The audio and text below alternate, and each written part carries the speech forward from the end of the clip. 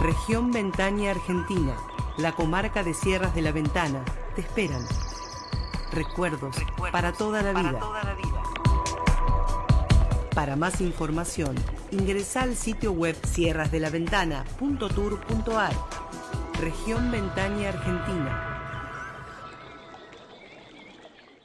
Desde Buenos Aires hacia cada pueblo, provincia o ciudad, radiohashtag.com.ar, las 24 horas. Comunicate con nosotros a través de contacto@radiohashtag.com.ar. Radio Hashtag. Somos tendencia.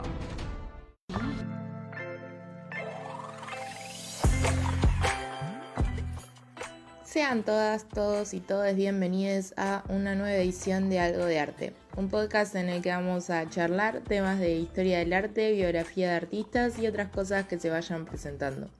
Mi nombre es Florencia Pena y me pueden buscar en Instagram como mflorpe, y también los invito a que sigan a Radio Hashtag en todas sus redes, Facebook, Twitter, Instagram, Spotify y YouTube. Lo encuentran con ese nombre, Radio Hashtag. En Spotify y YouTube pueden encontrar este podcast que se sube primero a la web de Radio Hashtag los martes y jueves a las 18 horas. También recuerden que si tienen un programa de radio, un podcast o algún proyecto del estilo, pueden comunicarse con los chicos de Radio Hashtag, que como me dieron el espacio a mí, se los pueden dar a ustedes. Arranquemos. Hoy les traigo un artista que a mí en lo personal me destruye. Me parece un artista hermoso, pero que con un giro muy mínimo causa demasiado daño. Creo que es medianamente conocido, no sé si les va a resonar de nombre. Sí, de obra, creo que hay una en particular que ha circulado muchísimo. Pero bueno, nada, sin más preámbulo, arranquemos. Hoy les traigo, y me pongo de pie, al señor Félix González Torres, un artista cubano que se va a radicar mayormente en Estados Unidos. La historia lo ha catalogado como minimalista. Permítanme disentir, para mí no es minimalista, tiene un giro minimal. Ahora cuando hablemos de las obras, porque en este podcast les hice una distribución diferente, voy a hablar poco de su vida y como de como el dato duro que les traigo siempre, ¿no? Y voy a hablar más de su obra. También me parece que con el arte contemporáneo pasa esto mucho, ¿no? De que no hay tanta data como para que yo les pase, sino como más mi punto de vista o mi opinión sobre sus obras. Entonces les decía, es minimal, pero para mí con el minimal no va a tener nada que ver. Yo creo que es más un artista conceptual, pero bueno, ahora lo vamos a ver. También se hizo muy conocido por usar materiales que poco tenían que ver como en el mundo del arte. Esto tiene que ver mucho con el arte, ubiquémonos en el tiempo, más o menos estamos hablando de los 60. Va a usar, no sé, lámparas, relojes, caramelos, papeles de caramelos, etc.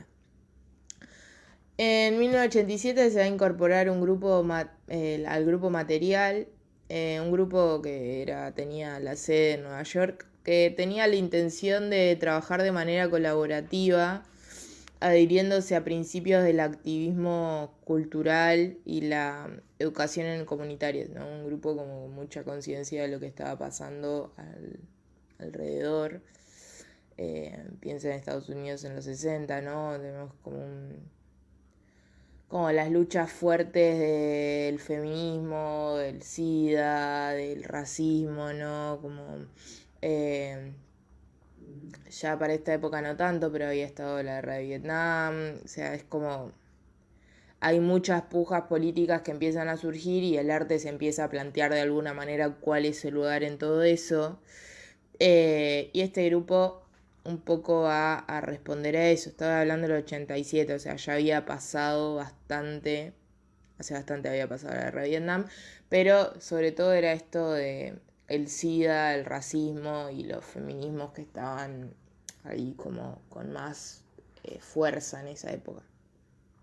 No la vamos a tener, por ejemplo, para que se den en contexto, en esa época a Cindy Sherman o a Bárbara Kruger, que ya vamos a hacer un podcast de ellas.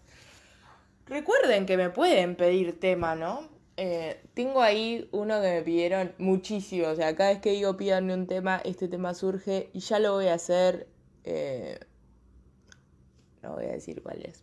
No, mentira, es de las bienales y eso, pero tengo que investigar bastante, así que ya lo voy a hacer. Ténganme paciencia. Perdón, estoy dispersa hoy. Entonces se va a venir a este grupo que va a tener como esta impronta más política, como que se van a replantear cómo insertar el arte en estas problemáticas de educación y de cultura. Ahora, Félix, en lo personal, como esto también por fuera de este grupo, entendía la obra como una experiencia, ¿no?, que desafía intelectualmente a un espectador. Como que el creador debía como pasar los límites de la práctica artística, como hablar de dinero escatimado a la familia de pocos recursos. O sea, planteaba de alguna manera una especie de puerta vaivén en la que el artista resuelva los problemas del mundo del arte, como desafiar los límites y estar buscando todo el tiempo algo nuevo, pero tampoco se podía hacer el boludo con lo que estaba pasando afuera, ¿no? En síntesis, ya les resumo. Y también como que entendió que no existía un arte apolítico, ¿no? Todo arte era político y que la producción cultural y la realidad socioeconómica iban de la mano. Esto que les estoy diciendo de que no eran dos campos que corrían en paralelo, eran dos cosas que se estaban cruzando constantemente. No, el arte o la cultura no era una burbuja separada del universo en la cual uno, podía decidir ignorar lo que estaba pasando. Ahora también como que decía que el arte ayudaba a las narrativas dominantes o las desafiaba. Es esto, ¿no? Volviendo al tema del grupo. Las narrativas dominantes generalmente estamos hablando de un circuito hegemónico, ¿no? O sea, las narrativas que circulan, el tipo de narrativa que se quiere impulsar, ¿no? O sea, uno, por ejemplo, hablando de las noticias, cuando se le dan más bola a unas noticias que a otras es porque se está tratando de reforzar una narrativa.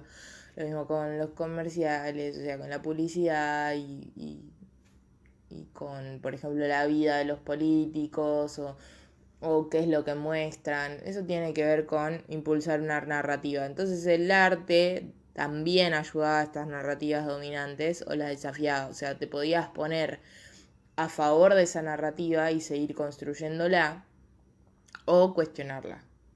Adivinen cuál va a elegir Félix. Sí. Y ahora sí, como con esta partecita corta, creo yo, hablando de Félix, quiero hablar de sus obras, que realmente a mí me destruyen cada vez que las miro. No he tenido el placer de mirarlas en vivo, pero yo, la recomendación de este podcast de siempre es que googleen las imágenes, las busquen y entiendan, como asocien la imagen con el audio y entiendan qué les estoy diciendo. Que es una experiencia mucho más completa, digamos. Y si no, se las voy a tratar de escribir de la mejor manera posible. Por suerte son obras con pocos elementos, entonces no voy a tener que describir color y esas cosas, pero nada. Como les decía, él va a tener como un fuerte activismo social y sobre todo va a tener un fuerte compromiso con el tema del SIDA. Él va a tener SIDA y su compañero Ross también va a tener SIDA, va a fallecer de SIDA y muchos de sus amigos van a fallecer de SIDA. En esa época recordemos que estaba en plena plena crisis del SIDA, no, o sea, la gente se morían muchísimos del campo del arte, ¿no? Hemos perdido grandes personalidades por esta horrible enfermedad, pero recordemos que estaba también asociada a ¿no? Hoy en día sabemos cómo tratarla, sabemos cómo prevenirla y sabemos que, o sea, todas las implicaciones que hay del SIDA. En ese momento había muchísima ignorancia y se asociaba con una enfermedad que tenía que ver con la comunidad homosexual. Claramente nadie lo decía con estos términos como lo estoy diciendo yo, sino que básicamente pensaban que se contagiaba en el aire y que, no sé, un homosexual te podía contagiar por solo tocarte o hablarte de cerca, y había claramente una fuerte homofobia atrás de esto, no es que, bueno, ok, la comunidad homosexual, como les estoy diciendo yo ahora, no se hablaba en esos términos, se hablaba de una peste rosa, o sea, ya con esos términos, y había como también, ¿no? Se los llevaban presos, se los ponía como en una especie de un maltrato y un abuso policial bastante grande con la comunidad homosexual, sobre todo cuando es toda esta crisis del SIDA. Les recomiendo una película para ver sobre esto. No tiene nada que ver con Félix González Torres, pero me parece que es una película que puede detallarles mucho más el panorama, que es El Club de los Miserables, Dallas Buyers Club se llama, creo en inglés. Actúa Matthew McConaughey y el que hace el Guasón, se me fue el nombre. Bueno, nada, es una película tremenda y se la súper recomiendo para entender más este tema. Ahora sí, volviendo al artista.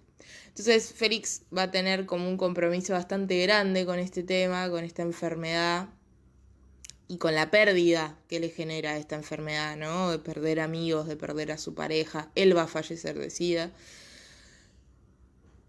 Teniendo todo esto en cuenta, vamos a las obras. La mayoría de las obras, también esto es otro punto aparte, la mayoría de las obras de Félix se van a llamar todas sin título y entre paréntesis un título. Esto es como un giro bastante conceptualista, o también podríamos decir minimal. Me parece que es un giro poético y es un dato a tener en cuenta. Entonces yo les voy a ir diciendo directamente el título de adentro del paréntesis para no decir sin título cada vez que se entiende. Una de sus obras más conocidas, no es la más conocida esta, pero una de sus obras más conocidas es una que se llama Portrait of Ross, o Retrato de Ross. Ross era su pareja, que es una pila de caramelos, ¿no? En una esquina de una galería, como que acá también, como los historiadores del arte hacen una referencia de que era una época en la que la gente se mataba por tener una pared en una galería de arte. Félix le encontró el giro de yo no necesito una pared, necesito una esquina en el piso. ¿Podemos verlo así? Sí, podemos verlo así. A mí me parece como un análisis muy poco interesante, pero bueno, podemos verlo así. Yo se los cuento y ustedes sacan sus propias conclusiones, que es lo que, como mi objetivo de este podcast, es que ustedes saquen sus propias conclusiones. Es una pila de caramelos, ¿no? No de cualquier color, la mayoría son rosas, amarillitos, blancos, ¿no? Como que a la distancia se ve como una pila de caramelos rosas. No es una elección random, ¿no? Es una elección que como que él iba a invitar a la gente que pasaba por la galería a llevarse un caramelo cada vez que pasaba, ¿no? Entonces la pila iba disminuyendo, iba achicándose hasta desaparecer. Yo creo que diciéndoles eso, señalándoles que la pila era de caramelos rosas, señalándoles la intro que les hice sobre el SIDA y que la obra se llama Retrato de Ross, creo que ya se pueden dar una idea de qué va esta obra.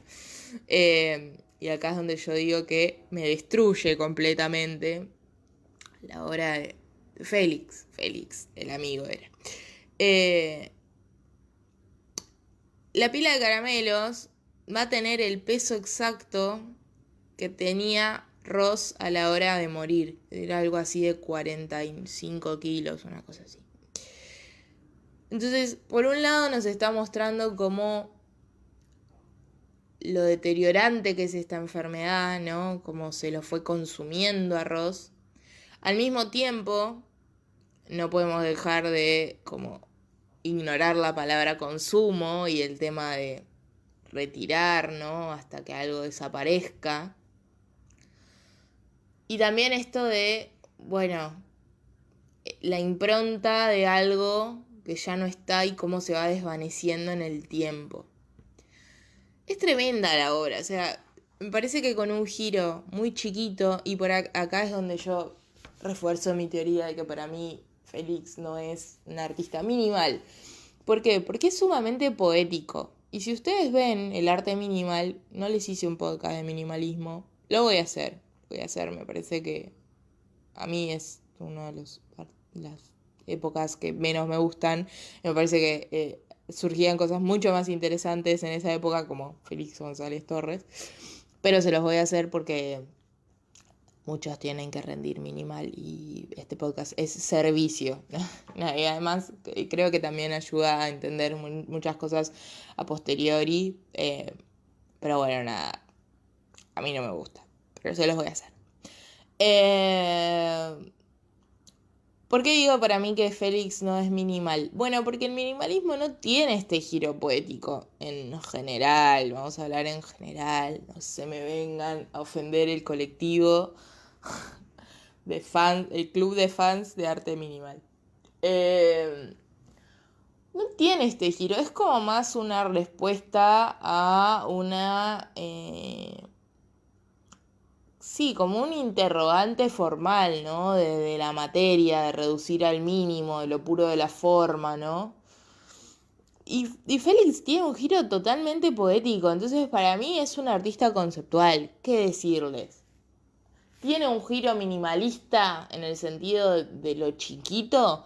Sí. ¿Eso lo hace un artista minimal? Para mí, en lo personal, no. ¿Quién soy yo para decirlo? Nadie. ¿Cuántos libros de historia del arte tengo escritos? Ninguno. Se entiende, ¿no? O sea, no me usen de fundamento. Pero para mí no es un artista minimal. ¿Qué decirles?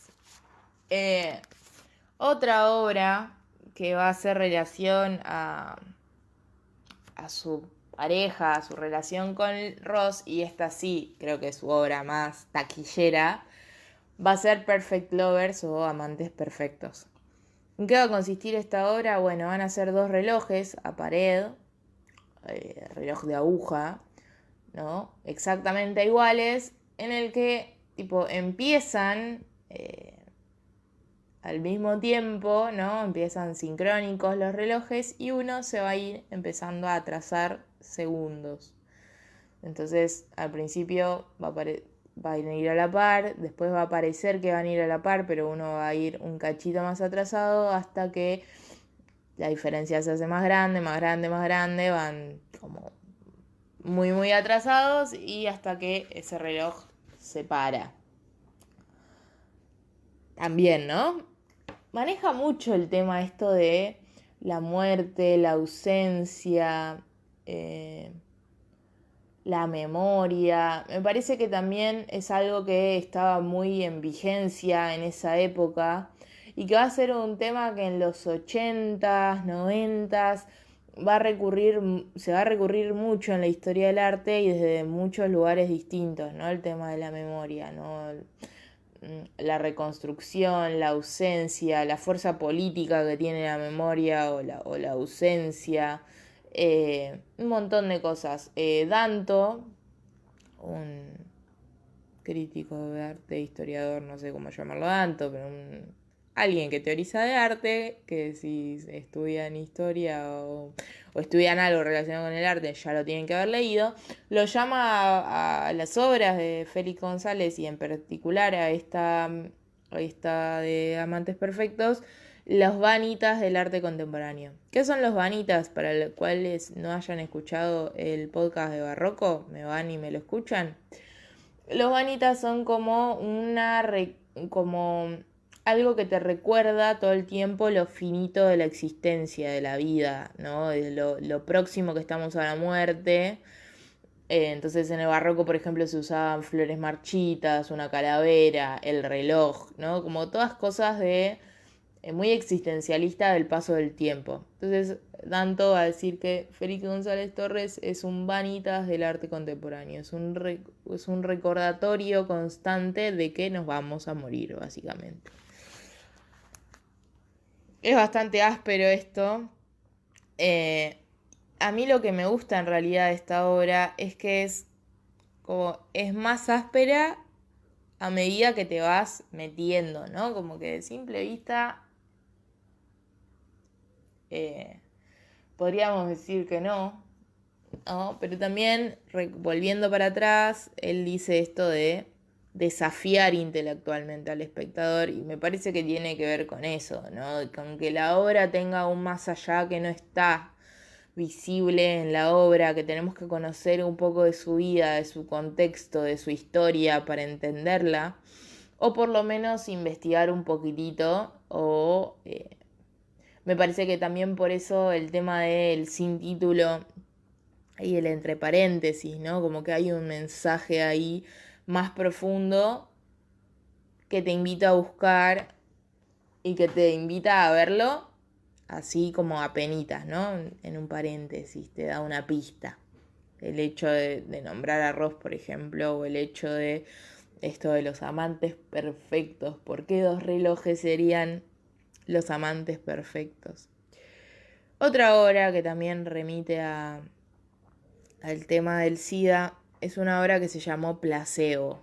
Y acá creo que no es necesario ni explicarla, pero aunque no tendría que haber dicho que remitía directamente al SIDA, capaz fue un tremendo spoiler, pero es una obra que es un rectángulo en el piso enorme, ¿no? No sé cuánta cantidad de caramelos envueltos en papel metálico.